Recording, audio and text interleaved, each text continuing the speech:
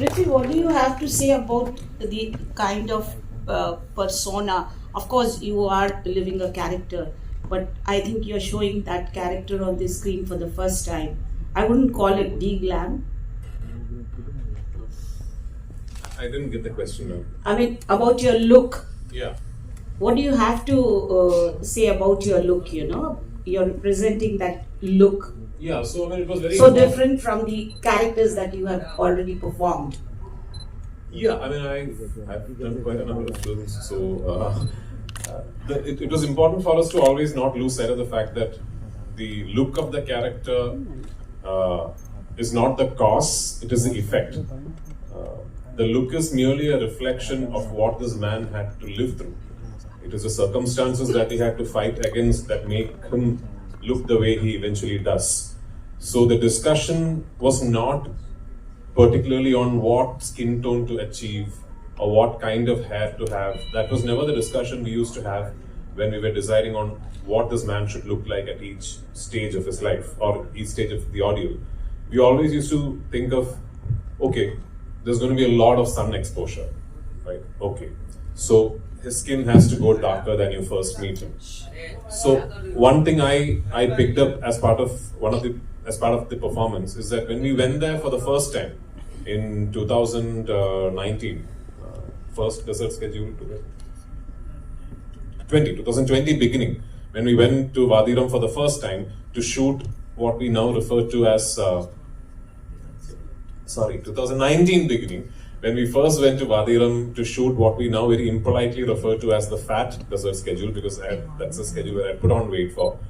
And we were shooting one night, and I looked around the set and I realized everybody is blinking a lot.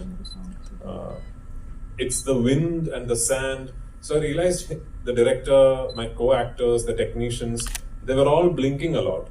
And then I sort of started watching the Bedouin animal experts we had on set, and these guys were blinking a lot. So I remember talking to this man in whatever kind of language I could manage to communicate to him in, and he told me that they blink a lot so that the eyes don't dry up, because in the desert the eyes dry up very fast. So it's a trait that they almost subconsciously have cultivated, that they blink a lot. So then I realized that okay, the frequency of blinking has to slowly go up on each stage. Like the second stage, he blinks more frequently. And at the end, it's almost like a nervous twitch that he has, that he keeps blinking. So the appearance, the mannerisms, everything came about through discussions like these. And plus, we had a makeup artist who I truly believe is one of India's finest talents. His name is Ranjit Ambadi. There were days when Mr. Blessy is a very easy filmmaker to work with, because he sometimes does the first shot at 3 a.m. and all that. So yeah, there were days when Ranjit and me had to be up at midnight, and I mean at 12 at midnight, and I had to start my makeup at 12:30 and finish my makeup by around 2:30, 2:45, and be there at the desert to start shoot. And this is not like one off day, many days like that.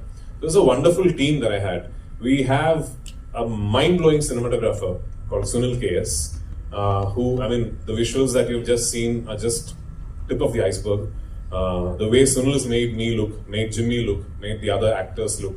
So it's just a team effort. It's not the way the character looks, what you feel when you look at that man's face on screen.